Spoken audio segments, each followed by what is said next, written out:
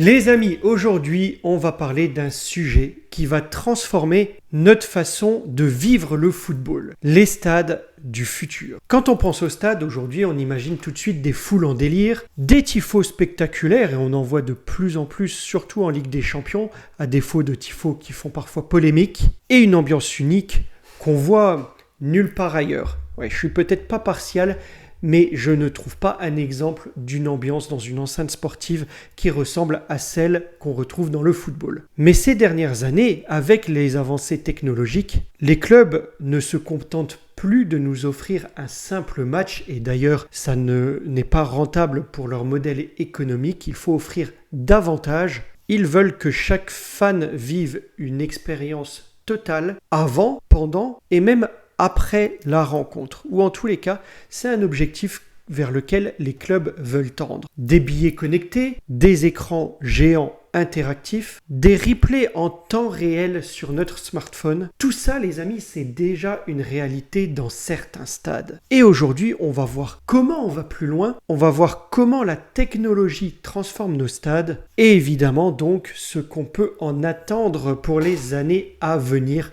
La révolution est en marche. Prêt à plonger dans le futur du football, alors générique.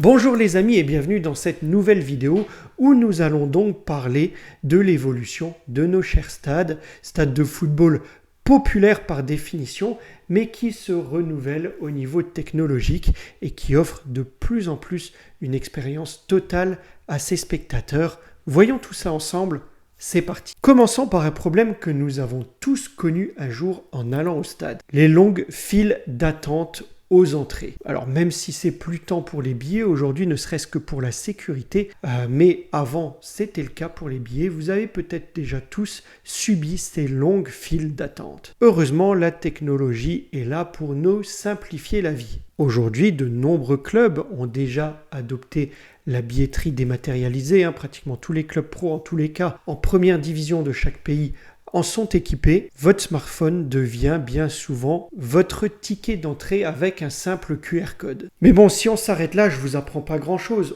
On va plus loin. Certains stades aujourd'hui expérimentent la reconnaissance faciale. C'est le cas par exemple au Santiago Bernabéu. Si un jour vous avez la chance d'y aller, vous le verrez, ils adoptent cette technologie. Ils permettent donc aux abonnés d'entrer dans l'enceinte du stade sans même sortir leur smartphone. Vous voyez, c'est encore un petit peu du temps de gagner et qui profite à la fluidité et évite une file trop longue de personnes qui attendent. Et il y a eu des drames par le passé, les amis. Je vous ai déjà cité des exemples sur la chaîne. La bousculade d'Hillsborough notamment, qui a causé un drame majeur pour l'Angleterre et pour tous les supporters de football avec des bousculades à l'entrée.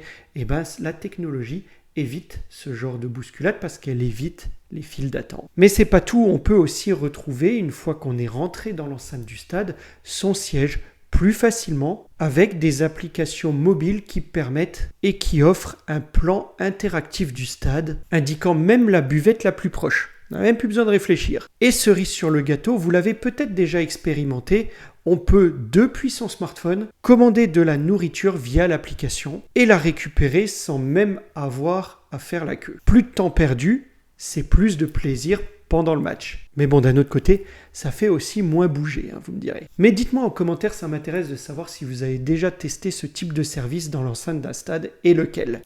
Alors là, les amis, vous le savez aussi bien que moi, je suppose, avoir une bonne connexion dans un stade, c'est quasi mission impossible. On a parfois envie d'envoyer des extraits de vidéos, des photos, d'envoyer des textos, des messages, mais c'est difficile d'avoir un réseau convenable dans un stade avec des milliers de personnes autour de soi. Et oui, le réseau est complètement saturé. Eh bien, avec l'arrivée de la 5G dans les stades, tout change. Aujourd'hui, on a des stades très connectés comme le Tottenham Hotspur Stadium qui offre une couverture réseau ultra performante. Grâce à cette technologie, eh bien, les spectateurs peuvent partager des vidéos en direct, consulter les stats en temps réel et même utiliser des applications interactives fournies par les clubs. Bon, je vous donne un exemple d'application. Imaginez que vous puissiez voir et revoir un but sous différents angles instantanément sur votre téléphone ou même accéder à des commentaires en direct de consultants du club. Et bien, c'est ça, l'application possible par la 5G. En fait, les clubs veulent faire du stade un véritable hub numérique où chaque supporter peut vivre sa propre expérience personnalisée. Alors les clubs ne veulent pas simplement qu'un supporter regarde le match, ils veulent aussi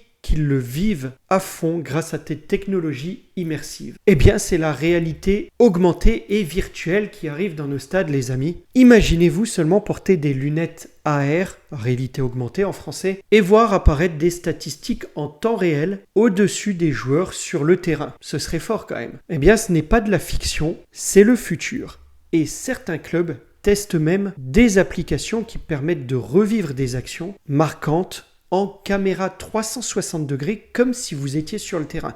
Imaginez un penalty litigieux, eh bien vous pourriez revoir sur vos propres lunettes à réalité augmentée, vous pourrez revoir cette action quand vous voulez en réalité à 360 degrés. Que demander de plus? Je plains quand même les arbitres. Et je pourrais aussi vous parler des hologrammes.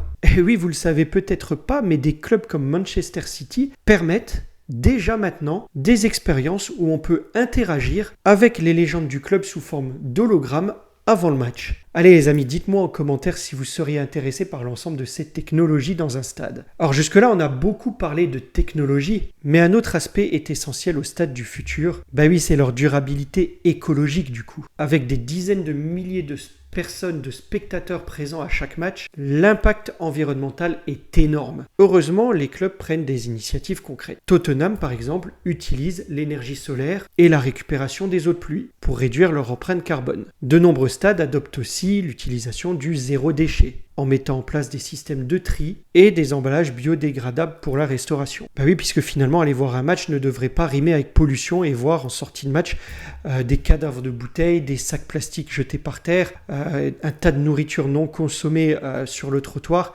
Ça, c'est moche quand même, hein, vous en conviendrez. Bah, c'est une très bonne chose que les stades participent à ça et prennent en charge ce virage écologique, même s'il revient à tout à chacun de se montrer un minimum responsable là-dessus. Allez, pour le dernier point, je vais vous dire qu'aller au stade, eh bien, ce n'est plus seulement arriver 5 minutes avant le coup d'envoi et repartir aussitôt après le coup de sifflet final. Les clubs sont en train de développer des fan zones ultra interactives où on peut tester sa précision au tir en réalité virtuelle ou défier d'autres supporters dans des jeux connectés. Les animations pré-match deviennent de véritables spectacles avec des DJ sets, des projections immersives et même des compétitions e-sport parfois. Je sais par exemple que l'Allianz Arena à Munich propose de poser avec des joueurs en version numérique au travers de bornes photo 3D. En fait, le but pour les clubs, c'est petit à petit que vous viviez une journée complète autour de votre équipe favorite. Et ça, ça change tout en bien ou en mal.